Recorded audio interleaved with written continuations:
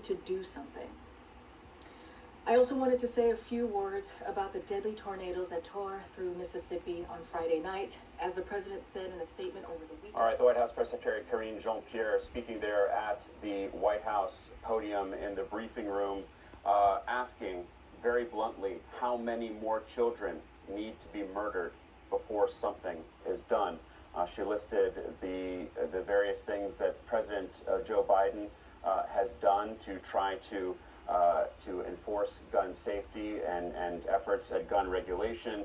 She brought up there, Andrew McCabe, the assault weapons ban. This is something that President Biden has been very vocal about. The fact of the matter is, however, Congress is divided. Democrats control the Senate, Republicans control the House, so it is very difficult to get any kind of substantive legislation through. However, Andy, if there were an assault weapons ban, knowing that this young woman, this teenager, had 2 assault-style weapons on her, how effective at preventing these deaths do you think that could have been? Well, it's hard to say with great clarity how any potential legislation might have affected this individual situation, especially not knowing how this young woman came into possession of these 2 assault rifles and a handgun.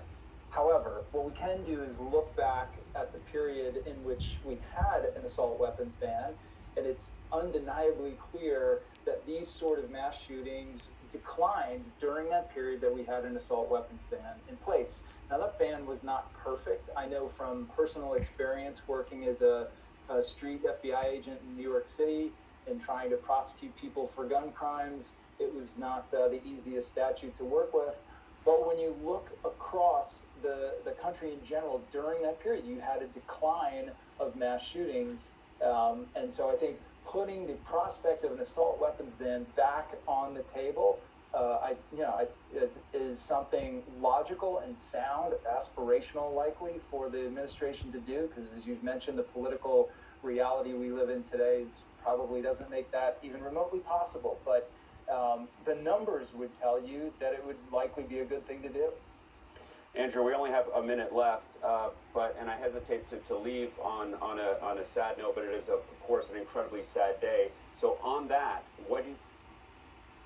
we've just learned, just being told that the shooter was in fact not a teenager, but a 28-year-old Nashville woman. So she was 28 years old, went into the Covenant School just a few hours ago, and shot and killed at least 3 adults and 3 children. She herself was shot. Andrew, we only have 30 seconds left. Any reaction to this news that she was not a teenager but 28 years old? It doesn't affect the tragedy in any way, Alex. It's still an absolutely horrific thing that's happened. It may shed light on how she came in possession of those weapons. Much easier for a 28-year-old to purchase firearms than it is for a teenager. But we'll have to wait and see as that plays out. We'll get more information from the locals on the scene.